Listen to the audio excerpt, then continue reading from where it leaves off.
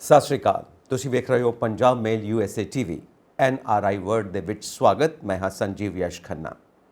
9 ਅਗਸਤ ਤੋਂ 18 ਅਗਸਤ ਤੱਕ America 22 time zones ਦੇ ਅੰਦਰ ਪੂਰੀ ਦੁਨੀਆ ਦੇ ਵਿੱਚ ਯੁੱਧ ਦਾ ਅਭਿਆਸ ਕਰਨ ਜਾ ਰਿਹਾ ਹੈ। 25,000 ਸੈਨਿਕ ਹੋਣਗੇ, 6 에ਅਰਕ੍ਰਾਫਟ ਕੈਰੀਅਰ ਹੋਣਗੇ ਤੇ 7 ਫਲੀਟ ਹੋਣਗੇ ਔਰ ਇਹ ਨੇਵੀ ਪੂਰੀ ਤਰ੍ਹਾਂ ਇਨਵੋਲਵ ਰਹੇਗੀ। ਔਰ ਪੂਰਾ ਵਿਸ਼ਵ ਇਸ ਨੂੰ ਇਸ ਤਰ੍ਹਾਂ ਦੇਖ ਰਿਹਾ ਹੈ ਕਿ ਇਹ ਤੀਸਰੇ ਵਿਸ਼ਵ ਯੁੱਧ ਦਾ ਅਭਿਆਸ ਹੋਣ ਜਾ ਰਿਹਾ ਹੈ। ਪੂਰੀ ਦੁਨੀਆ ਦੇ ਵਿੱਚ ਇਸ ਯੁੱਧ ਅਭਿਆਸ ਨੂੰ ਲੈ ਕੇ ਚਰਚਾ ਗਰਮ ਹੈ ਕਿ ਇਸ ਦੀ ਲੋੜ ਕਿਉਂ ਪੈ ਗਈ ਔਰ ਇਸ ਦਾ ਨਤੀਜਾ ਕੀ ਨਿਕਲੇਗਾ। ਅਮਰੀਕਾ ਆਪਣੇ ਆਪ ਨੂੰ ਸੁਪਰ ਪਾਵਰ ਹਮੇਸ਼ਾ ਰੱਖਣਾ ਚਾਹੁੰਦਾ ਹੈ ਔਰ ਪੂਰੇ ਵਰਲਡ ਦੇ ਉੱਤੇ ਆਪਣੀ ਡੋਮੀਨੈਂਸ ਰੱਖਣਾ ਚਾਹੁੰਦਾ ਹੈ। ਇਹ ਇੰਟਰਨੈਸ਼ਨਲ ਪੋਲਿਟਿਕਸ ਕੀ ਹੈ, ਇਹਦੇ ਬਾਰੇ ਅਸੀਂ ਅੱਜ ਚਰਚਾ ਕਰਨ ਜਾ ਰਹੇ ਹਾਂ।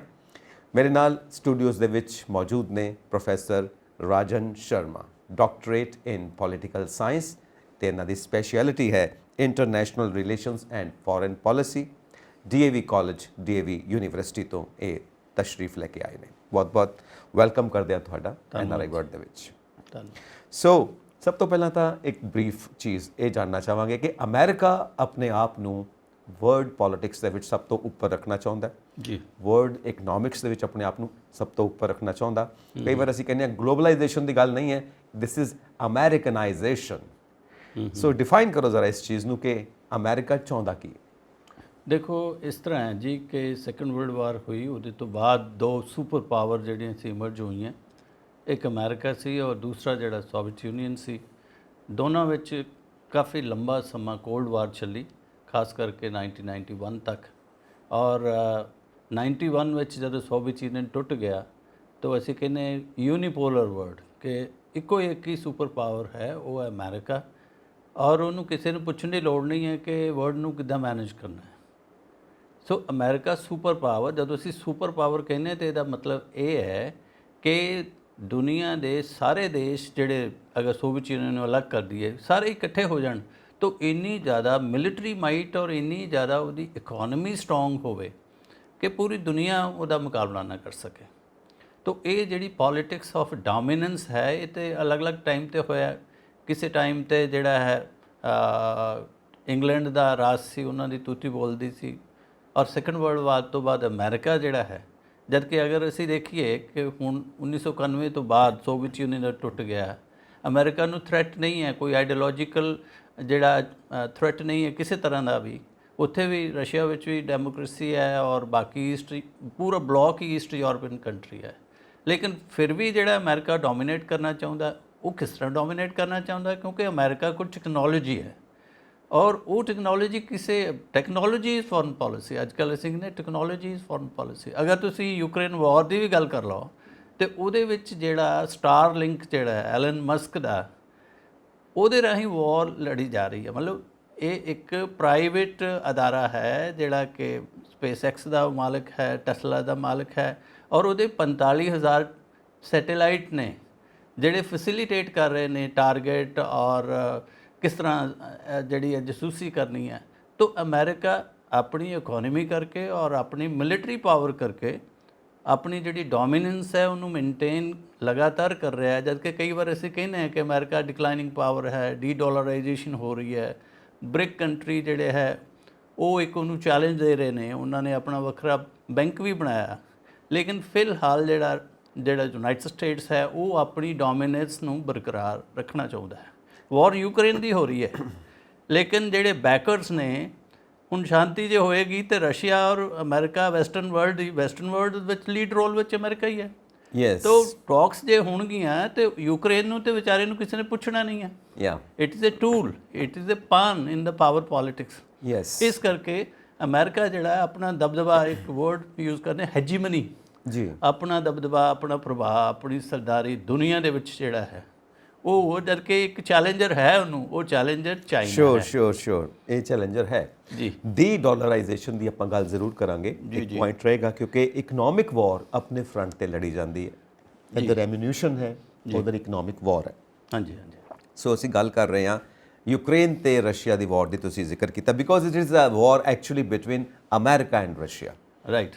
ਅਮਰੀਕਾ ਹੀ ਸਪੋਰਟ ਕਰ ਰਿਹਾ ਹੈ ਔਰ ਸਾਰਾ ਪੈਸਾ ਵੀ ਜਾ ਰਿਹਾ, ਹਥਿਆਰ ਵੀ ਜਾ ਰਹੇ ਨੇ। ਜੀ ਜੀ ਸੋ ਰਸ਼ੀਆ ਔਰ ਅਮਰੀਕਾ ਦੀ ਜੋ ਲੜਾਈ ਹੈ, ਸੋ ਇਹਦੀ ਬੈਕਗਰਾਉਂਡ ਜੇ ਅਸੀਂ ਬਰੀਫ ਜੀ ਡਿਸਕਸ ਕਰਨਾ ਚਾਹੀਏ, ਕਿਉਂਕਿ ਅਸੀਂ ਅੱਗੇ ਜੋ ਸਾਰਾ ਇਹਦੇ ਵਿੱਚੋਂ ਮੈਟਰ ਕੱਢਣਾ ਹੈ, ਪਹਿਲਾਂ ਇੱਕ ਬਰੀਫ ਇੰਟਰੋਡਕਸ਼ਨ।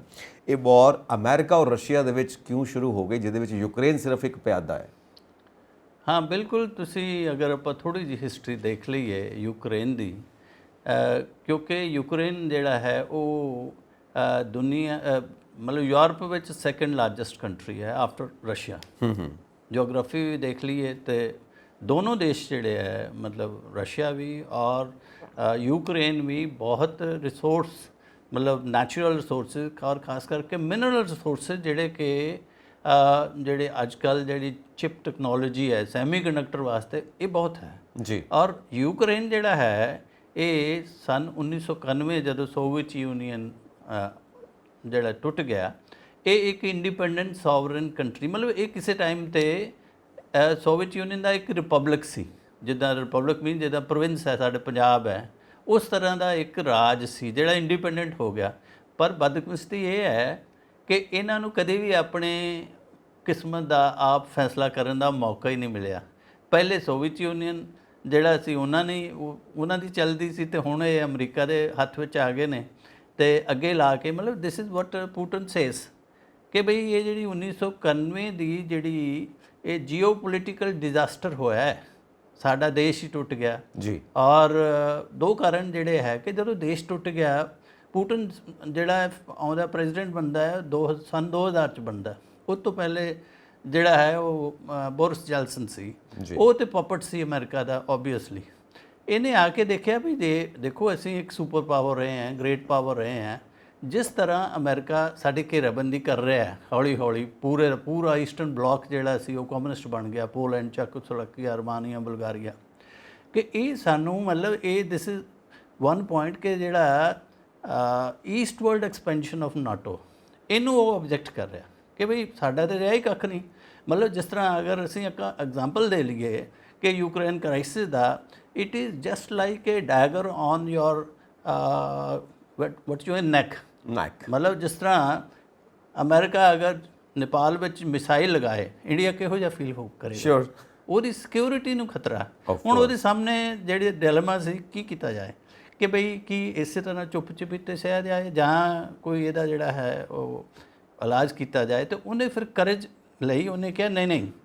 ਔਰ ਇਹ ਗੱਲਬਾਤ ਜਦੋਂ ਮੈਂ ਤੁਹਾਨੂੰ ਦੱਸਿਆ ਪ੍ਰੈਜ਼ੀਡੈਂਟ ਜਦੋਂ ਬਣ ਗਿਆ, ਤੇ ਫਿਰ ਉਹਨੇ ਜਿਹੜਾ ਉਹਨੂੰ ਅਸ਼ੋਰੈਂਸ ਦਿੱਤੀ ਗਈ ਵੀ ਦੇਖੋ ਅਸੀਂ ਨਾਰਥਵਰਡ ਐਕਸਪੈਂਸ਼ਨ ਨਹੀਂ ਕਰਾਂਗੇ ਨਾਟੋ ਦੀ, ਯੂਕਰੇਨ ਨਾਟੋ ਦਾ ਮੈਂਬਰ ਨਹੀਂ ਬਣੇਗਾ, ਕਿਉਂਕਿ ਯੂਕਰੇਨ ਔਰ ਨਾਟੋ ਕਲਚਰ ਸੇਮ ਹੈ, ਸਿਵਲਾਈਜੇਸ਼ਨ ਸੇਮ ਹੈ। ਉਹ ਕਹਿੰਦੇ ਤੁਸੀਂ ਸਾਡੇ ਨਾਲ ਹੀ ਹੋ, ਤੁਸੀਂ ਅਲੱਗ ਨਹੀਂ ਹੋ। It is just a provocation by the United States ਕਿ ਉਹਦੇ ਅਗੇਂਸਟ ਜਿਹੜਾ ਹੈ ਸਾਰੀ ਜਿਹੜੀ ਗੇਮ ਪਲਾਨ ਹੈ। ਜਦ ਕਿ ਯੂਰਪ ਜਿਹੜਾ ਹੈ ਉਹਦੇ ਵਿੱਚ ਇਹਨੂੰ ਅਸੀਂ ਜਿਹੜਾ ਇੱਕ ਤਰ੍ਹਾਂ ਨਾਲ ਬ੍ਰੈਡ ਬਾਸਕਿਟ ਕਹਿੰਦੇ। Ukraine is a bread basket of Europe ਔਰ Soviet Union so to say. So ਇਹ ਸਾਰਾ ਨਾਟੋ ਦਾ ਔਰ ਅਮਰੀਕਾ ਆਪਣੀ ਡੋਮੀਨੈਂਸ ਔਰ ਰਸ਼ੀਆ ਦੀ ਘੇਰਾਬੰਦੀ, ਇਹ ਪਹਿਲਾਂ ਦੀ ਪ੍ਰੈਜ਼ੀਡੈਂਟ ਉਹਨਾਂ ਦੇ ਪਪਟ ਰਹੇ ਨੇ, ਤਾਂ ਵਾਈ ਨਾਟ ਪੁਤਿਨ? ਅਗਰ ਪੁਤਿਨ ਪਪਟ ਨਹੀਂ ਬਣਦੇ ਤਾਂ ਦੂਸਰੇ ਤਰੀਕੇ ਕੱਢ ਲਏ ਜਾਣ, ਅਮਰੀਕਾ ਆਪਣੇ ਦੂਸਰੇ ਤਰੀਕੇ ਕੱਢ ਲਵੇ ਰਸ਼ੀਆ ਨੂੰ ਕੰਟਰੋਲ ਕਰਨ ਦੇ, ਐਂਡ ਯੂਕਰੇਨ ਨੂੰ ਇਸਤੇਮਾਲ ਕੀਤਾ ਜਾ ਰਿਹਾ ਹੈ ਥਰੂ ਨਾਟੋ। ਸੋ ਇਹ ਗੱਲ ਬੈਕਗਰਾਉਂਡ ਕਲੀਅਰ ਹੋ ਗਈ। ਸੋ ਨੇਚਰ ਕੀ ਹੈ ਇਸ ਵਾਰ ਦੀ, ਵਾਈ, ਪਰਪਸ ਕੀ ਹੈ? ਕਿਉਂਕਿ ਯੂਕਰੇਨ ਬ੍ਰੈਡ ਬਾਸਕਟ ਹੈ ਯੂਰਪ ਦਾ, ਨਿਊ ਉਹਦੇ ਕੋਲ ਨੈਚੁਰਲ ਰਿਸੋਰਸਿਸ ਵੀ ਨੇ, ਸੇਮ ਰਸ਼ੀਆ ਕੋਲ ਵੀ ਨੇ, ਕਿਉਂਕਿ ਜ਼ਮੀਨ ਇੱਕੋ ਜਿਹੀ ਹੈ, ਕਲਚਰ ਸੇਮ ਹੈ, ਲੈਂਗੁਏਜ ਸੇਮ ਹੈ। ਸੋ ਯੂਕਰੇਨ ਇੱਧਰ ਆ ਚੁੱਕਾ ਹੈ ਨਾਟੋ ਵੱਲ। ਸੋ ਨੇਚਰ ਕੀ ਹੈ ਇਸ ਵਾਰ ਦੀ, ਜਿਸ ਨੂੰ ਅਸੀਂ ਐਂਡ ਕਰਨਾ ਚਾਹੁੰਦੇ ਹਾਂ? ਹਾਸਿਲ ਕੀ ਕਰਨਾ ਚਾਹੁੰਦਾ ਅਮਰੀਕਾ ਇਸ ਵਾਰ ਦੇ ਵਿੱਚੋਂ? ਦੇਖੋ ਅਗਰ ਕਿਉਂਕਿ 21st ਸੈਂਚੁਰੀ 'ਚ ਵਾਰ ਹੋ ਰਹੀ ਹੈ ਔਰ ਇਹਦੇ ਵਿੱਚ ਖਾਸ ਕੁਝ ਚੀਜ਼ਾਂ ਤੇ ਬਹੁਤ ਡਿਸਟਿੰਕਟਿਵਲੀ ਅਸੀਂ ਦੇਖ ਸਕਦੇ ਹਾਂ। ਵੈਸੇ ਮੈਂ ਤੁਹਾਨੂੰ ਇੱਕ ਜਨਰਲ ਅਮਰੀਕਨ ਫੋਰਨ ਪੋਲਿਸੀ ਦੀ ਅਗਰ ਗੱਲ ਕਰਾਂ ਕਿ ਅਮਰੀਕਾ ਇੱਕ ਸੁਪਰ ਪਾਵਰ ਹੈ ਜੀ, ਔਰ ਦੇ ਗੋ ਬਾਏ ਦੇਅਰ ਨੈਸ਼ਨਲ ਇੰਟਰਸਟ। ਹਰ ਦੇਸ਼ ਆਪਣੇ ਨੈਸ਼ਨਲ ਇੰਟਰਸਟ ਨੂੰ ਦੇਖਦਾ, ਲੇਕਿਨ ਅਮਰੀਕਾ ਕਈ ਵਾਰੀ ਨਹੀਂ ਜ਼ਿਆਦਾ ਕਰਕੇ ਜਿਹੜਾ ਹੈ ਉਹ ਹਮੇਸ਼ਾ ਆਪਣੇ ਰਾਸ਼ਟਰੀ ਹਿੱਤ ਔਰ ਕੰਟੇਨਮੈਂਟ ਪਾਲਿਸੀ ਵਾਸਤੇ ਕਈ ਵਾਰੀ ਉਹ ਹੈ ਡੈਮੋਕ੍ਰੇਸੀ ਹੈ, ਲੇਕਿਨ ਉਹ ਸਮਝੌਤਾ ਤਾਨਾਸ਼ਾਹ ਔਰ ਮਿਲਟਰੀ ਡਿਕਟੇਟਰ ਨਾਲ ਕਰ ਰਿਹਾ। ਤੁਸੀਂ ਦੇਖੋ ਪਾਕਿਸਤਾਨ ਹੈ, ਪਾਕਿਸਤਾਨ ਵਿੱਚ 4 ਵਾਰੀ ਮਿਲਟਰੀ ਦਾ ਟੇਕ ਓਵਰ ਹੋਇਆ, ਅਸੀਂ ਡੈਮੋਕ੍ਰੇਸੀ ਹਾਂ, ਸਾਡੇ ਨਾਲ ਉਹਨਾਂ ਦੇ ਕੋਈ ਸੰਬੰਧ ਨਹੀਂ ਹੈ, ਲੇਕਿਨ ਉਹ ਮਿਲਟਰੀ ਕਿਉਂਕਿ ਉਹਨਾਂ ਨੇ ਹਥਿਆਰ ਵੇਚਣੇ ਆ। ਤੁਸੀਂ ਅਗਰ ਹਿਸਟਰੀ ਦੇਖੋ ਅਮਰੀਕਨ ਫੋਰਨ ਪਾਲਿਸੀ ਦੀ, right from the second world war, ਉਸ ਤੋਂ ਬਾਅਦ ਜਿਹੜਾ ਕੋਰੀਅਨ ਕਨਫਲਿਕਟ ਹੋਇਆ, ਉਸ ਤੋਂ ਬਾਅਦ ਵਿਤਨਾਮ ਵਾਰ ਹੋਈ, ਜਾਂ ਜਿੰਨੇ ਵੀ ਅਫਗਾਨਿਸਤਾਨ, ਇਰਾਕ, ਠੀਕ ਹੈ, ਉੱਥੇ ਹਿਊਮਨ ਰਾਈਟ ਵਾਇਲੇਟ ਨਹੀਂ ਹੋਏ। ਸ਼ੋਰ। ਲੇਕਿਨ ਉਹੀ ਹੁੰਦਾ ਹੈ ਕਿ ਇੱਕ ਪਾਰਟੀ ਜਿਹੜੀ ਹੈ ਹਥਿਆਰ, ਮਤਲਬ ਇਟ ਇਜ਼ ਦ ਪ੍ਰੋਕਸੀ ਵਾਰ। ਜੇ ਆਪਾਂ ਦੇਖੀਏ ਯੂਕਰੇਨ, ਇਹ ਪ੍ਰੋਕਸੀ ਵਾਰ ਹੈ, ਮਤਲਬ ਲੜ ਜਿਹੜਾ ਹੈ ਸਾਹਮਣੇ ਫਰੰਟ ਤੇ ਕੋਈ ਹੋਰ ਰਿਹਾ ਹੈ। ਔਰ ਇਹ ਵੀ ਕਈ ਵਾਰ ਵਿਊ ਪ੍ਰਗਟ ਕੀਤਾ ਜਾਂਦਾ ਹੈ ਕਿ ਬਈ ਜਿਹੜਾ ਅਮਰੀਕਾ ਹੈ ਉਹ ਹਥਿਆਰ ਦੇਗਾ, ਤੇ ਜਿੰਨਾ ਚਿਰ ਲਾਸਟ ਯੂਕਰੇਨੀਅਨ ਬਚਦਾ ਹੈ ਭਈ ਤੂੰ ਲੜੀ ਜਾ ਬਈ, ਤੂੰ ਜਿਹੜਾ ਹੈ ਮਤਲਬ ਜਿਹੜਾ ਹੈ, ਔਰ ਪਿੱਛੇ ਬੈਠਣ ਵਾਲਾ ਬੰਦਾ ਜਿਹੜੇ ਬੈਕਰਸ ਨੇ, ਜਿੰਨਾ ਚਿਰ ਉਹਨਾਂ ਦੀ ਮਰਜ਼ੀ ਹੋਏਗੀ ਉਹਨਾਂ ਚਿਰ ਲੜਾਈ ਚੱਲੇਗੀ, ਠੀਕ ਹੈ ਨਾ। ਔਰ ਯੂਕਰੇਨੀ ਜਿਹੜੇ ਹੈ ਉਹ ਇਸ ਗੱਲ ਤੇ ਕਹਿਣਾ ਪਏਗਾ ਵੀ ਉਹ ਬੜੇ ਬਹਾਦਰ ਨੇ ਤੇ ਬੜੇ ਹਾਈ ਮੋਰੇਲ ਨੇ, ਨਹੀਂ ਤੇ ਇੱਕ ਸੁਪਰ ਪਾਵਰ ਦਾ ਇੱਕ ਯੂਕਰੇਨ ਵਰਗੇ ਛੋਟੇ ਦੇ ਦੇਸ਼ ਨਾਲ ਕੀ ਮੁਕਾਬਲਾ ਹੈ। ਐਗਜ਼ੈਕਟਲੀ। ਔਰ ਯੂਕਰੇਨ ਨੂੰ ਇਸ ਗੱਲ ਦਾ ਪਤਾ ਹੈ, ਜੇ ਸਾਨੂੰ ਪਤਾ ਹੈ, ਪੂਰੀ ਦੁਨੀਆ ਨੂੰ ਪਤਾ ਹੈ, ਤੇ ਉਹਨਾਂ ਦੀ ਆਰਮੀ ਨੂੰ ਵੀ ਪਤਾ ਹੈ, ਉਹਨਾਂ ਦੀ ਅਥਾਰਟੀਜ਼ ਨੂੰ ਵੀ ਪਤਾ ਹੈ, ਔਰ ਉਹਨਾਂ ਦੇ ਪ੍ਰੈਜ਼ੀਡੈਂਟ ਨੂੰ ਵੀ ਪਤਾ ਹੈ ਕਿ ਇੱਕ ਜੇ ਸਿੱਧਾ ਸ਼ਬਦ ਇਸਤੇਮਾਲ ਕੀਤਾ ਜਾਵੇ ਕਿ ਕੀ ਔਕਾਤ ਹੈ। ਰਾਈਟ, ਉਹਨਾਂ ਨੂੰ ਪਤਾ ਹੈ, ਆਪਣੀ ਔਕਾਤ ਪਤਾ ਹੈ ਕਿ ਅਮਰੀਕਾ ਉਹਨਾਂ ਨੂੰ ਕਿੱਥੇ ਰੱਖ ਰਿਹਾ, ਰਸ਼ੀਆ ਕਿੱਥੇ ਰੱਖ ਰਿਹਾ, ਔਰ ਇਸ ਦਾ ਨਤੀਜਾ ਕੀ ਨਿਕਲਣਾ ਹੈ। Everybody knows it. So impact ਕੀ ਰਹੇਗਾ, ਕਿਉਂਕਿ ਅਸੀਂ ਦੇਖਦੇ ਹਾਂ ਬਲੈਕ ਸੀ ਗ੍ਰੇਨ ਡੀਲ ਉਹਦੇ ਵਿੱਚੋਂ ਨਿਕਲ ਗਿਆ ਹੈ ਰਸ਼ੀਆ, ਠੀਕ ਹੈ, ਇਹ ਸਭ ਤੋਂ ਇੰਪੋਰਟੈਂਟ ਸੀ। ਔਰ ਇਸ ਵਕਤ ਭੁੱਖਮਰੀ ਦੇ ਹਾਲਾਤ ਨਾ ਪੈਦਾ ਹੋ ਜਾਣ ਪੂਰੀ ਦੁਨੀਆ ਦੇ ਵਿੱਚ, ਇੱਕ ਇਹ ਇੰਪੈਕਟ ਦੇਖਣ ਨੂੰ ਮਿਲ ਰਿਹਾ। ਦੂਸਰਾ, ਇਹਦੇ ਵਿੱਚ ਅਸੀਂ ਦੇਖਦੇ ਹਾਂ ਇਕੋਨਮੀਜ਼ ਸਟੇਬਲ ਨਹੀਂ ਹੋ ਪਾ ਰਹੀਆਂ ਜੀ, ਕਿਉਂਕਿ ਜਿੱਥੇ ਜਿੱਥੇ ਰਸ਼ੀਆ ਦਾ ਬਿਜ਼ਨਸ ਹੈ, ਟ੍ਰੇਡ ਹੈ, ਉਹਨੂੰ ਸੈਟਬੈਕ ਲੱਗ ਰਿਹਾ। ਯੂਕਰੇਨ ਦਾ ਤਾਂ ਇੰਨਾ ਨਹੀਂ ਰਿਹਾ, ਪਰ ਰਸ਼ੀਆ ਦਾ ਤਾਂ ਰਿਹਾ, ਬੀਇੰਗ ਸੁਪਰ ਪਾਵਰ। ਔਰ ਚਾਈਨਾ ਉਹਦਾ ਫਰੈਂਡ ਆ, ਔਰ ਚਾਈਨਾ ਉਹ ਤੋਂ ਅੱਗੇ ਨਿਕਲਣ ਦੀ ਤੁਸੀਂ ਹਮੇਸ਼ਾ ਦੇਖੋ ਹੋੜ ਵਿੱਚ ਰਿਹਾ। ਫਰੈਂਡਸ਼ਿਪ ਆਪਣੀ ਜਗ੍ਹਾ, ਪਰ ਪੋਲਿਟਿਕਸ ਆਪਣੀ ਜਗ੍ਹਾ। ਔਰ ਰਸ਼ੀਆ ਇਸ ਗੱਲ ਨੂੰ ਜਾਣਦਾ ਹੈ ਕਿ ਚੀਨ ਮੇਰੇ ਤੋਂ ਜ਼ਿਆਦਾ ਸਟਰੋਂਗ ਹੋ ਰਿਹਾ, ਇਸ ਗੱਲ ਨੂੰ ਜਾਣਦਾ। ਸੋ ਇਹ ਟੋਟਲ ਇੰਪੈਕਟ ਕੀ ਲੱਗਦਾ ਇਹਦਾ ਪੂਰੀ ਦੁਨੀਆ ਦੇ ਉੱਤੇ ਪਏਗਾ। ਪੋਲਰਾਈਜੇਸ਼ਨ ਕਿੱਦਾਂ ਹੋਏਗੀ, ਪੂਰੀ ਦੁਨੀਆ ਕਿਹੜੇ ਕਿਹੜੇ ਖੇਮਿਆਂ 'ਚ ਵੰਡੀ ਜਾਏਗੀ, ਇਸ ਯੁੱਧ ਦਾ ਇੰਪੈਕਟ ਕੀ ਨਿਕਲੇਗਾ। ਇਸ ਦੇ ਨਾਲ ਆਪਾਂ ਡੀ-ਡਾਲਰਾਈਜੇਸ਼ਨ ਨੂੰ ਵੀ ਜੋੜਾਂਗੇ ਜੀ। ਇਹ ਪੂਰਾ ਕਿਉਂਕਿ ਇਕਨੋਮਿਕ ਵਾਰ ਨਾਲ ਚੱਲ ਰਹੀ ਹੈ ਇਹਦੇ, ਕਿਉਂਕਿ ਅਮਰੀਕਾ ਦੇ ਨਾਲ ਨਾਲ ਇੰਡੀਆ ਨੇ ਵੀ ਚੌਲਾਂ ਦੇ ਉੱਤੇ ਜਿਹੜਾ ਬੈਨ ਕੀਤਾ ਹੈ ਆਪਣਾ ਨਾਨ ਬਾਸਮਤੀ ਰਾਈਸ ਦੇ ਉੱਤੇ, ਉਹਦਾ ਵੀ ਫੂਡ ਦੇ ਉੱਤੇ ਅਸਰ ਪਏਗਾ, ਕਿਉਂਕਿ ਅਮਰੀਕਾ ਦੇ ਵਿੱਚ ਰਾਈਸ ਦੀ ਪ੍ਰਾਈਸ ਵੱਧਦੀ ਪਈ ਹੈ, ਉਹ ਵੀ ਇੱਕ ਇੰਪੈਕਟ ਰਿਹਾ ਹੈ। ਦੂਸਰਾ, ਕਈ ਕੰਟਰੀਜ਼ ਇਕੱਠੀਆਂ ਹੋਈਆਂ ਨੇ ਕਿ ਅਸੀਂ ਆਪਸ ਦੀ ਡੀਲਿੰਗ ਆਪਣੀ ਕਰੰਸੀ 'ਚ ਕਰਾਂਗੇ, ਡਾਲਰ ਦੇ ਵਿੱਚ ਕਰਨ ਦੀ ਕੋਈ ਲੋੜ ਨਹੀਂ, ਅਮਰੀਕਨ ਡਾਲਰ ਨੂੰ ਇਸਤੇਮਾਲ ਕਰਨ ਦੀ ਕੋਈ ਲੋੜ ਨਹੀਂ। ਇਹ ਤਮਾਮ ਗੱਲਾਂ ਹੋ ਰਹੀਆਂ ਨੇ। ਸੋ ਇੰਪੈਕਟ ਕੀ ਪਏਗਾ ਇਹਦਾ ਫਿਜ਼ੀਕਲੀ ਔਰ ਇਕਨੋਮਿਕਲੀ। ਦੇਖੋ, ਪਹਿਲੀ ਗੱਲ ਤਾਂ ਇਹ ਹੈ ਕਿ ਬੜੀ ਮੁਸ਼ਕਿਲ ਨਾਲ ਜਿਹੜਾ ਕੋਵਿਡ ਤੋਂ ਪੂਰੀ ਦੁਨੀਆ ਨੂੰ ਥੋੜਾ ਨਿਜਾਤ ਮਿਲਿਆ ਸੀ ਕਿ ਵਾਰ ਸ਼ੁਰੂ ਹੋ ਗਈ। ਸ਼ੋਰ। ਤੇ ਉਹਦੇ ਨਾਲ ਕੀ ਹੈ, ਪੂਰੇ ਦੀ ਪੂਰੀ ਗਲੋਬਲ ਇਕਨੋਮੀ ਜਿਹੜੀ ਹੈ ਉਹ ਹਿੱਲ ਗਈ ਹੈ। ਮਤਲਬ ਇਨਫਲੇਸ਼ਨ ਹੈ, ਹਾਈ ਪ੍ਰਾਈਸਿਸ ਹੈ, ਸਟਾਕ ਮਾਰਕੀਟ ਜਿਹੜੀ ਹੈ ਉਹ ਡਾਊਨ ਜਾ ਰਹੀ ਹੈ। ਮਤਲਬ ਮੇਰਾ ਕਹਿਣ ਦਾ ਮਤਲਬ ਹੈ ਕਿ ਇਹ ਵਾਰ ਹੈ ਜਿਹਨੇ ਨਾ ਕੇਵਲ ਮੈਨ ਐਂਡ ਮਟੀਰੀਅਲ ਨੂੰ ਇੰਪੈਕਟ ਕੀਤਾ, ਪੂਰੀ ਵਰਲਡ ਦੀ ਇਕਨੋਮੀ ਨੂੰ ਇੰਪੈਕਟ ਕੀਤਾ। ਕਿਉਂਕਿ ਅਗਰ ਆਪਾਂ ਦੇਖੀਏ ਉਹਦੇ ਨਾਲ ਪੋਲਰਾਈਜੇਸ਼ਨ ਤੇ ਓਬਵੀਅਸਲੀ ਹੋ ਹੀ ਗਈ, ਔਰ ਉਹਦੇ ਵਿੱਚ ਕਈ ਵਾਰ ਰਸ਼ੀਆ ਔਰ ਜਿਹੜਾ ਚਾਈਨਾ ਹੈ, ਨਾਲ ਨਾਰਥ ਕੋਰੀਆ ਵੀ ਆ ਜਾਂਦਾ ਹੈ, ਸਾਊਦੀ ਅਰੇਬੀਆ ਵੀ ਉਹਨਾਂ ਦੇ ਦੋਸਤ ਨੇ ਆਇਲ ਦੇ ਵਿੱਚ। ਈਰਾਨ ਦੀ ਮਿਸਾਈਲਸ ਵਗੈਰਾ ਵੀ ਹੋ ਰਿਹਾ, ਪਾਕਿਸਤਾਨ ਵੀ ਜਿਹੜਾ ਹੈ ਉਹ ਕਹਿੰਦੇ ਕੋਈ ਐਮੂਨੀਸ਼ਨ ਉਹਨਾਂ ਨੂੰ ਦੇ ਰਿਹਾ ਯੂਕਰੇਨੀਅਨਸ ਨੂੰ। ਇਹ ਸਾਰਾ ਜਿਹੜਾ ਸਿਨੈਰੀਓ ਅਗਰ ਅਸੀਂ ਦੇਖੀਏ ਤੇ ਉਹਦੇ ਨਾਲ ਜਿਹੜਾ ਸਭ ਤੋਂ ਜ਼ਿਆਦਾ ਜਿਹੜਾ ਪ੍ਰਭਾਵ ਮੈਂ ਦੇਖ ਰਿਹਾ ਉਹ ਹੈ ਤਿੰਨ ਚੀਜ਼ਾਂ ਜਿਹੜੀਆਂ ਹੈ, ਫੂਡ, ਫਿਊਲ ਐਂਡ ਫਰਟੀਲਾਈਜ਼ਰ। ਕਿਉਂਕਿ ਇਹ ਜਿਹੜੇ ਦੇਸ਼ ਹੈ, ਜਿੱਦਾਂ ਮੈਂ ਤੁਹਾਨੂੰ ਦੱਸਿਆ ਹੈ ਕਿ ਇਹ ਯੂਕਰੇਨ ਬਹੁਤ ਜ਼ਿਆਦਾ ਪ੍ਰੋਡਕਟਿਵ ਉੱਥੇ ਲੈਂਡ ਹੈ, ਔਰ ਜਿੱਦਾਂ ਬਾਸਕਟ ਹੈ, ਫੂਡ ਬਾਸਕਟ ਹੈ। ਈਵਨ ਰਸ਼ੀਆ ਦਾ ਵੀ ਜਿਹੜਾ ਆਇਲ ਹੈ ਉਹ one of the largest oil and gas producing country ਹੈ। ਤਾਂ ਉਹਦੇ ਨਾਲ ਸਭ ਤੋਂ ਜ਼ਿਆਦਾ ਜਿਹੜੀ ਇੰਪੋਰਟੈਂਟ ਪ੍ਰੋਬਲਮ ਹੈ, ਜਿਹੜੀ ਕਿ G20 ਇੰਡੀਆ 'ਚ ਹੋ ਰਹੀ ਹੈ ਸਮਿਟ, ਉਹਦੇ ਵਿੱਚ ਵੀ ਉਠਾਇਆ ਜਾਏਗਾ ਇਹ ਮਸਲਾ ਕਿ ਭਾਈ ਦੇਖੋ ਅਮੀਰਾਂ ਦੀ ਲੜਾਈ ਹੋ ਰਹੀ ਹੈ ਤੇ ਉਹਦੇ ਵਿੱਚ ਸਭ ਤੋਂ ਜ਼ਿਆਦਾ ਪਿਸ ਕੌਣ ਰਿਹਾ? Countries of Asia, countries of Africa. ਅਫਰੀਕਨਾਂ ਨੂੰ ਤੇ ਫੂਡ ਹੀ ਬੰਦ ਹੋ ਗਿਆ। ਪਿੱਛੇ ਰਸ਼ੀਆ ਦੇ ਅਫਰੀਕਨ ਸਮਿਟ ਹੋਈ ਆ, ਉਹਨਾਂ ਕਿਹਾ ਨਹੀਂ ਅਸੀਂ ਤੁਹਾਡਾ ਕੋਈ ਨਾ ਕੋਈ ਅਨਾਜ ਕਰਾਂਗੇ। ਔਰ ਉਹਦੇ ਨਾਲ ਕੀ ਹੋਇਆ, ਹੁਣ ਤੁਸੀਂ ਦੇਖੋ ਨਵੀਂ ਚੀਜ਼ ਜਿਹੜੀ ਵੈਗਨ, ਇੱਕ ਪ੍ਰਾਈਵੇਟ ਮਰਸਨਰੀ ਹੈ, ਪਹਿਲੀ ਵਾਰੀ ਵਾਰ 'ਚ ਆ ਰਹੀ ਹੈ। ਫਿਰ ਪਹਿਲੀ ਵਾਰੀ ਡਰੋਨ ਜਿਹੜੇ ਆ ਉਹ ਬੜੇ ਉੱਚ ਲੈਵਲ 'ਤੇ ਯੂਜ਼ ਹੋ ਰਹੇ ਨੇ। ਔਰ ਅਗਰ ਤੁਸੀਂ ਦੇਖੋ ਹਿਊਮਨ ਰਾਈਟ ਜਿਹੜੀ ਵਾਇਲੇਸ਼ਨ ਹੈ, ਕਿਉਂਕਿ ਜਦੋਂ ਵਾਰ ਹੁੰਦੀ ਹੈ ਬੱਚੇ, ਔਰਤਾਂ, ਕਿਉਂਕਿ ਜਦੋਂ ਬੰਬ ਕੋਈ ਡਿਸਕ੍ਰਿਮੀਨੇਟ ਨਹੀਂ ਕਰਦਾ। ਲੇਟੈਸਟ ਵੈਪਨ ਜਿਹੜੇ ਹੈ ਜੈਵਲਨ ਜਾਂ ਸੁਪਰਸੋਨਿਕ, ਇਹ ਸਾਰੇ ਯੂਜ਼ ਹੋ ਰਹੇ ਨੇ ਕਿਉਂਕਿ ਅਮਰੀਕਾ ਵਾਸਤੇ ਇੱਕ ਟੈਸਟਿੰਗ ਗਰਾਊਂਡ ਹੈ ਕਿ ਬਈ ਕਿਹੜਾ ਵੈਪਨ ਕਿੰਨਾ ਇਫੈਕਟਿਵ ਹੈ। ਮਤਲਬ ਇਹ ਬਹੁਤ ਆਰਮ ਰੇਸ ਚੱਲ ਰਹੀ ਹੈ ਔਰ ਹਿਊਮੈਨਿਟੇਰੀਅਨ ਕ੍ਰਾਈਸਿਸ ਹੈ। ਔਰ ਗਰੀਬ ਆਦਮੀ ਜਿਹੜੇ ਗਰੀਬ ਦੇਸ਼ ਹੈ ਉਹ, ਕਿਉਂਕਿ ਉਹਨਾਂ ਦਾ ਕਸੂਰ ਹੀ ਨਹੀਂ, ਵੈਸੇ ਹੀ ਤੁਸੀਂ ਡੀ-ਡਾਲਰਾਈਜੇਸ਼ਨ ਦੀ ਗੱਲ ਹੈ, ਜੇ ਵੈਸੇ ਹੀ ਡਾਲਰ ਦੀ ਕੀਮਤ ਵਧੇ ਤੇ ਸਾਨੂੰ ਉਹਨੇ 1 ਲੀਟਰ ਤੇਲ ਵਾਸਤੇ ਹੀ ਜ਼ਿਆਦਾ ਦੇਣਾ ਪਏਗਾ। ਸ਼ੋਰ। ਸੋ ਇਹ ਜੀਓਪੋਲਿਟਿਕਸ ਤੇ ਹੈ ਹੀ ਹੈ, ਨਾਲ ਜੀਓ ਇਕਨੋਮਿਕਸ ਵੀ ਹੈ। ਇਹ ਵੀ ਕਿਹਾ ਜਾਂਦਾ ਕਈ ਵਾਰੀ ਕਿ ਇਹ ਯੂਕਰੇਨ ਦੇ ਵਿੱਚ ਪਾਰਟਿਸਿਪੇਟ ਅਮਰੀਕਨ ਜਿਹੜੀ ਹੈ ਹੈਲਪ ਦਾ ਕਾਰਨ ਇਹ ਹੈ ਕਿ ਯੂਕਰੇਨ ਵਿੱਚ ਆਇਲ ਕੰਪਨੀ ਹੈ, ਉਹਨਾਂ ਦਾ ਠੇਕਾ ਜਿਹੜਾ ਹੈ ਉਹ ਅਮਰੀਕਨ ਕੰਪਨੀਆਂ ਨੂੰ ਚਾਹੀਦਾ।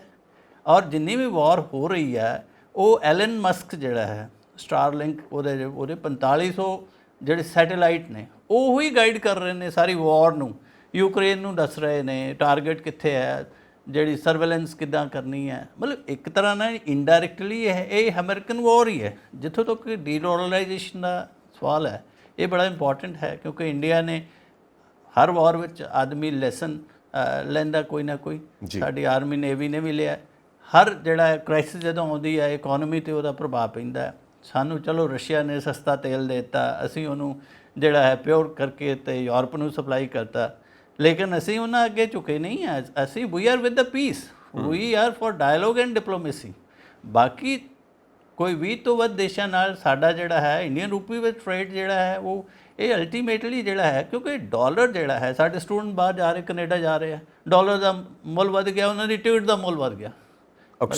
ਇਸ ਕਰਕੇ ਇਹ ਇੱਕ ਜਿਹੜਾ ਤੁਸੀਂ ਗੱਲ ਡੀਲ ਡਾਲਰਾਈਜੇਸ਼ਨ ਦੀ ਕੀਤੀ ਹੈ ਇਹ ਬੜੀ ਇੰਪੋਰਟੈਂਟ ਹੈ। ਖਾਸ ਕਰਕੇ ਜਿਹੜੇ ਬ੍ਰਿਕ ਕੰਟਰੀ ਹੈ ਉਹ ਆਪਸ ਵਿੱਚ ਵਪਾਰ ਉਹ ਸੋਚ ਰਹੇ ਹੈ ਆਲਟਰਨੇਟਿਵ, ਵਰਲਡ ਬੈਂਕ ਦਾ ਆਲਟਰਨੇਟਿਵ, ਮਤਲਬ they are for a alternative to American world bank and IMF। ਕੋਸ਼ਿਸ਼ ਹੋ ਰਹੀ ਹੈ ਜਿਹਦੇ ਵਿੱਚ ਰਸ਼ੀਆ ਹੈ, ਇੰਡੀਆ ਹੈ, ਚਾਈਨਾ ਹੈ।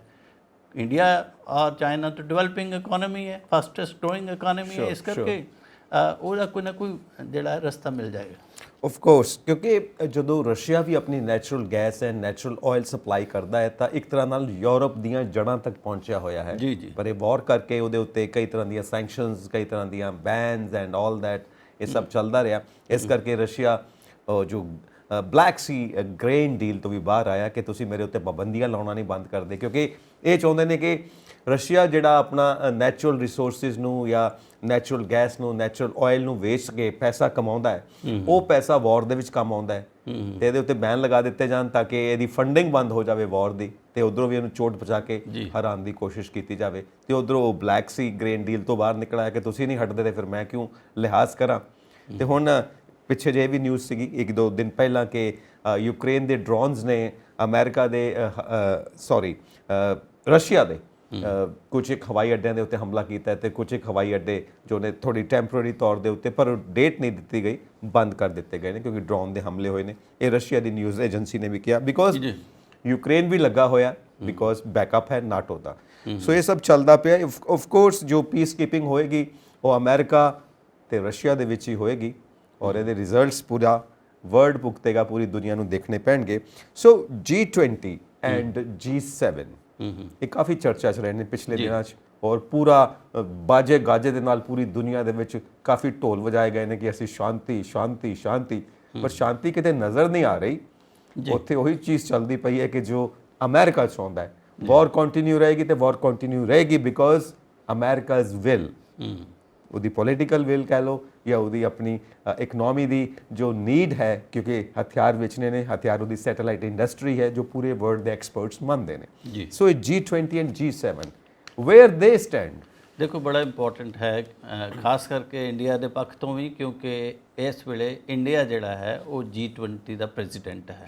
ਸਾਡੇ ਦੇਸ਼ ਵਿੱਚ ਬਹੁਤ ਜਿਹੜੀਆਂ ਮੀਟਿੰਗਾਂ ਅਲੱਗ-ਅਲੱਗ ਵਿਸ਼ਿਆਂ ਬਾਰੇ ਹੋ ਰਹੀਆਂ ਔਰ ਸਤੰਬਰ ਦੇ ਮਹੀਨੇ ਇਹ ਜਿਹੜੀ ਮੀਟਿੰਗ ਹੋਣੀ ਹੈ, ਬਹੁਤ ਵੱਡਾ ਅਸੀਂ ਇੱਕ ਮੰਡਪ ਤਿਆਰ ਕੀਤਾ ਹੈ, ਕੋਈ 2000 ਕਰੋੜ ਤੋਂ ਵੱਧ ਦੀ ਜਿੱਥੇ ਉੱਥੇ ਮੀਟਿੰਗ ਹੋਣੀ ਹੈ। ਇੰਪੋਰਟੈਂਟ ਚੀਜ਼ ਇੱਥੇ ਇਹ ਹੈ ਕਿ G20 ਵਿੱਚ G7 ਕੰਟਰੀ ਨੇ। G7 ਕੰਟਰੀ ਉਹੀ ਨੇ ਜਿਹੜੇ ਰਸ਼ੀਆ ਨੂੰ ਸਾਰਾ ਬਲੇਮ ਕਰਦੇ ਆ ਕਿ ਵੀ Russia is responsible for the war, ਔਰ ਇਹ ਤੋਂ ਪਹਿਲੇ ਜਿਹੜੀ G20 ਮੀਟਿੰਗ ਹੋਈ ਹੈ ਉਹਦੇ ਵਿੱਚ ਵੀ ਬਾਲੀ ਵਿੱਚ ਇੰਡੋਨੇਸ਼ੀਆ 'ਚ ਹੋਈ ਸੀ ਤੇ ਉਹਦੇ ਵਿੱਚ ਜੁਆਇੰਟ ਸਟੇਟਮੈਂਟ ਇਸ਼ੂ ਨਹੀਂ ਸੀ ਹੋਈ, ਕਿਉਂਕਿ ਕੁਝ ਦੇਸ਼ ਜਿਹੜੇ ਸੀ ਉਹ ਕਹਿੰਦੇ ਰਸ਼ੀਆ ਨੂੰ ਕੰਡੈਮ ਕਰੋ, ਜਦ ਕਿ ਜਿਹੜੇ ਦੂਜੇ ਚਾਈਨਾ ਹੈ ਜਾਂ ਰਸ਼ੀਆ ਹੈ ਉਹ ਕਹਿੰਦੇ ਵੀ ਨਹੀਂ ਅਸੀਂ ਮਤਲਬ ਅਮਰੀਕਾ ਨੇ ਵੀ ਤੇ ਇਰਾਕ ਵਿੱਚ ਕੀ ਕੀਤਾ, ਅਫਗਾਨਿਸਤਾਨ 'ਚ ਕੀ ਕੀਤਾ, ਉੱਥੇ ਹਿਊਮਨ ਰਾਈਟ ਵਾਇਲੇਸ਼ਨ ਨਹੀਂ ਹੋਏ। ਸ਼ੋਰ।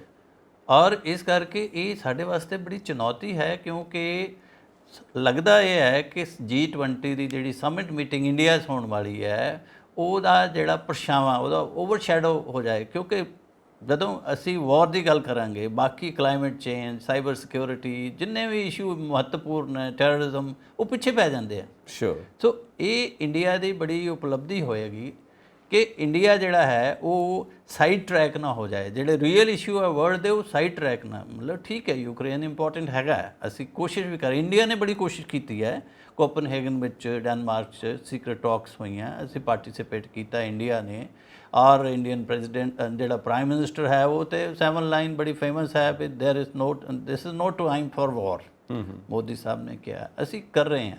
ਔਰ ਲੇਟੈਸਟ ਜਿਹੜੀ ਹੈ ਕਿ ਹੁਣ ਅਗਸਤ ਦੇ ਪਹਿਲੇ ਹਫਤੇ ਸਾਊਦੀ ਅਰੇਬੀਆ ਨੇ ਇੱਕ ਮੀਟਿੰਗ ਬੁਲਾਈ ਹੈ, ਵੈਸੇ ਤਾਂ ਅਟੈਂਪਟ ਬਹੁਤ ਹੋਈਆਂ G20, ਅਸੀਂ ਚਾਹੁੰਦੇ ਹਾਂ ਤੋਂ ਪਹਿਲੇ ਕੋਈ ਸ਼ਾਂਤੀ ਦਾ ਕੋਈ ਰੋਡ ਮੈਪ ਤਿਆਰ ਹੋ ਜਾਏ ਤਾਂ ਕਿ ਭਾਰਤ ਵਿੱਚ ਜਿਹੜੀ G20 ਹੋ ਰਹੀ ਆ ਉਹਦੇ ਵਿੱਚ ਇੱਕ ਸਰਬਸੰਮਤੀ ਵਾਲਾ ਡਾਕੂਮੈਂਟ ਤਿਆਰ ਹੋ ਜਾਏ।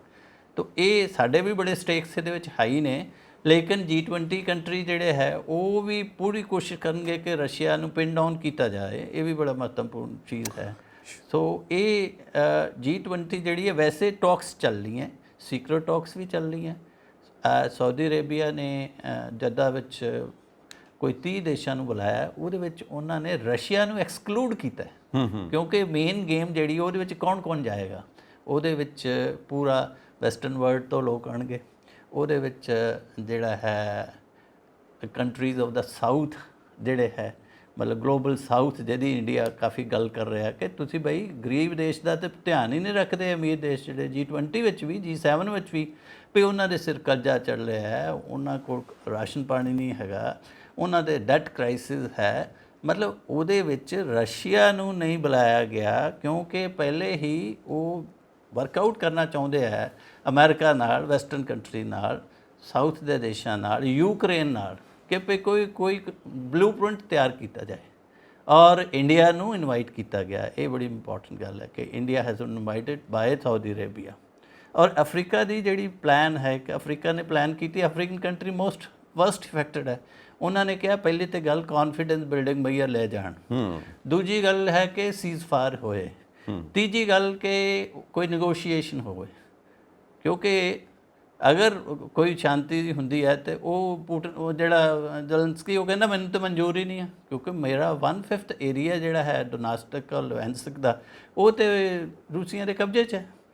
ਇਹ ਬੜਾ ਲੰਮੀ ਚੌੜੀ ਪ੍ਰਕਿਰਿਆ ਹੈ, ਜਦ ਕਿ ਮਤਲਬ ਵਾਰ ਵਿੱਚ ਤੇ ਨੁਕਸਾਨ ਹੀ ਨੁਕਸਾਨ ਹੈ। War is a costly proposition, peace is the only thing ਜਿਹਦੇ ਵਿੱਚ ਐਵਰੀਬਾਡੀ ਇਜ਼ ਅ ਗੇਨਰ, ਅਸੀਂ ਸ਼ਾਂਤੀ ਵਾਸਤੇ। ਬਿਲਕੁਲ, ਔਰ ਇਹਦੇ ਵਿੱਚ ਜਿਹੜੀ ਪੀਸ ਹੋਏਗੀ ਵੀ ਜੀ ਉਹ ਸ਼ਾਇਦ ਸਾਫ਼ ਸੁਥਰੀ ਨਹੀਂ ਹੋਏਗੀ, ਕਈ ਟਰਮਸ ਐਂਡ ਕੰਡੀਸ਼ਨਸ ਲੈ ਕੇ ਆਏਗੀ, ਡੈਫੀਨੇਟਲੀ ਤਾਂ ਹੀ ਪੀਸ ਹੋਏਗੀ। ਜੇ ਟੇਬਲ ਤੇ ਬਹਿ ਕੇ ਦੀ ਗੱਲਬਾਤ ਹੁੰਦੀ ਹੈ, ਮੈਨੂੰ ਇੱਕ ਗੱਲ ਯਾਦ ਆਉਂਦੀ ਹੈ ਕਿ ਤੁਸੀਂ ਟੀਚਿੰਗ ਪ੍ਰੋਫੈਸ਼ਨ ਤੋਂ ਜੀ ਬਿਲੋਂਗ ਕਰਦੇ ਹੋ, ਤੇ ਇੱਕ ਅਮਰੀਕਨ ਟੀਚਰ ਹੈਗੇ ਨੇ ਜੌਨ ਹੰਟਰ, ਬਜ਼ੁਰਗ ਹੋ ਗਏ ਨੇ, ਉਹਨਾਂ ਨੇ ਇੱਕ ਗੇਮ ਡਿਵੈਲਪ ਕੀਤੀ ਹੈ ਵਰਲਡ ਪੀਸ ਗੇਮ, ਜੋ ਬੱਚਿਆਂ ਨੂੰ ਸਕੂਲ ਵਿੱਚ ਵੀ ਖਿਡਾਈ ਜਾਂਦੀ ਹੈ। ਉਹਦੇ ਵਿੱਚ ਪੂਰੀਆਂ ਸਿਚੁਏਸ਼ਨਸ ਬਣਾਈਆਂ ਜਾਂਦੀਆਂ ਨੇ ਕਿ ਕਿਹੜੇ ਦੇਸ਼ ਨੇ ਕਿੱਥੇ ਹਮਲਾ ਕੀਤਾ, ਕਿਹੜੇ ਦੇਸ਼ ਨੇ ਕਿੱਦਾਂ ਮੂਵਮੈਂਟਸ ਲਿੱਤੀਆਂ, ਮਿਲਟਰੀ ਕਿੱਧਰੋਂ ਆਈ, ਇਕਨੋਮਿਕ ਵਾਰ ਕਿੱਦਾਂ ਹੋਈ, ਫਿਜ਼ੀਕਲ ਵਾਰ ਕਿੱਦਾਂ ਹੋਈ, ਤਾਂ ਉਹਦੇ ਸ਼ਾਂਤੀ ਕਿਵੇਂ ਸਥਾਪਿਤ ਕਰੋਗੇ। ਬੱਚਿਆਂ ਨੂੰ ਸ਼ੁਰੂ ਤੋਂ ਟ੍ਰੇਨਿੰਗ ਵਰਲਡ ਪੀਸ ਗੇਮ ਕਿ ਪੀਸ ਜ਼ਰੂਰੀ ਹੈ ਦੁਨੀਆ ਦੇ ਵਿੱਚ, ਤਾਂ ਉਹ ਬੱਚਿਆਂ ਨੂੰ ਅੱਛਾ ਹੈ, ਸਕੂਲ ਤੋਂ ਹੀ ਇਹ ਚੀਜ਼ ਟ੍ਰੇਨਿੰਗ ਮਿਲਦੀ ਹੈ।